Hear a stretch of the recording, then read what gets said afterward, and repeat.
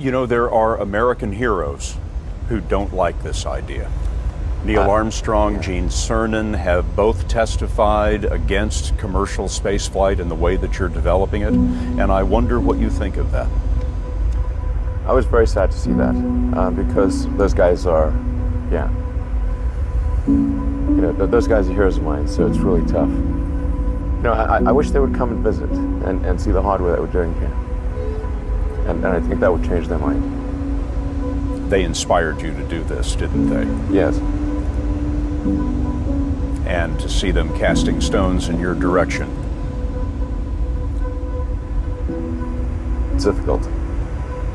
Did you expect them to cheer you on? Certainly hoping they would. What are you trying to prove to them? What I'm trying to do is to make a significant difference in spaceflight and help make spaceflight accessible to almost anyone. One of the most difficult choices I've ever faced in life was in 2008. I think I had maybe $30 million left, or $30 or $40 million left in 2008. And I had two choices. I could put it all into one company, and then the other company would definitely die, or split it between the two companies. But if I split it between the two companies, then both might die. When you put your blood, sweat, and tears into creating something, or building something, it's like a child.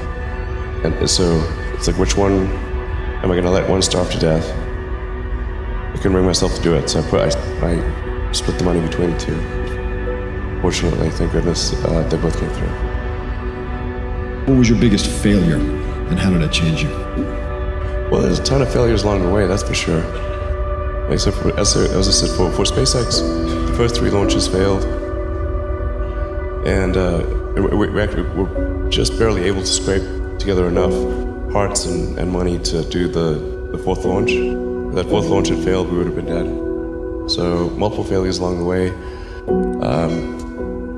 I tried very hard to get the right expertise in for SpaceX.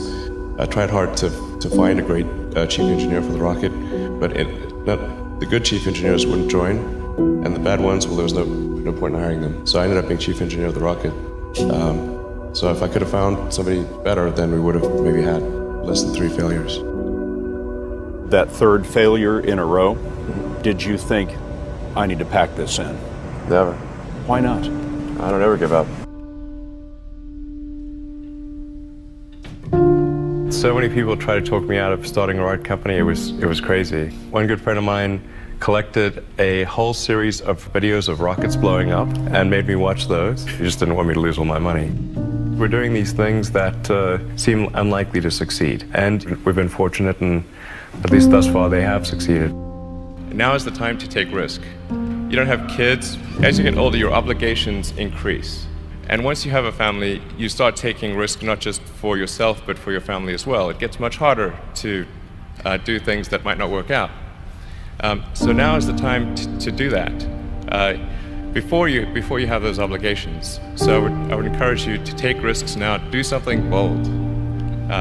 You won't regret it. How did you figure you were going to start a car company and be successful at it? Well, I didn't really think Tesla would be successful. I thought we would most likely fail. But I thought that we at least could address the false perception that people had that an electric car had to be ugly and slow and boring like a golf cart. But you say you didn't expect the company to be successful, then why try? If something's important enough, you should try, even if the probable outcome is failure.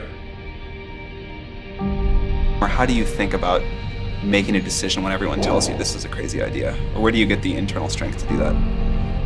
Well, first of all, I'd say I actually think I feel fear quite strongly. So it's not as though I just have the absence of fear. I feel it quite strongly. But there are just times when something is important enough, you believe in it enough, that you do it in spite of the fear. I think about what technology solution is necessary in order to achieve the particular goal, and then try to make as much progress in that direction as possible. I think being a multi-planet species and being out there among the stars is important for the long-term survival of humanity, And that's one reason. But then the part that I find personally most motivating is that it creates a sense of adventure, and it makes people excited about the future. If you consider two futures, one where we are forever confined to Earth until eventually something terrible happens, or another future where we are out there on many planets, maybe even going beyond the solar system, I think that second version is incredibly exciting and inspiring, and there need to be reasons to get up in the morning. You know, life can't just be about solving problems. Otherwise, what's the point? There's got to be things that people find inspiring and make life worth living. When my brother and I were starting our first company, instead of getting an apartment, we just rented a small office and we slept on the couch. And we showered at the YMCA, and we're so hot up we had one computer, so the website was up during the day, and I was coding at night, 7 days a week, all the time. And I sort of briefly had a girlfriend in that period, and in order to be with me, she had to sleep in the office. So work hard, like I mean, every waking hour. That's the thing I would say, particularly if you're starting a company. Whatever area that you get into, given that, you know, even if you're the best, there's always a chance of failure. So I think it's important that you really like whatever you're doing. If you don't like it, life is too short. If you like what you're doing, you think about it even when you're not working. I mean, it's something that your mind is drawn to. And if you don't like it, you just really can't make it work, I think.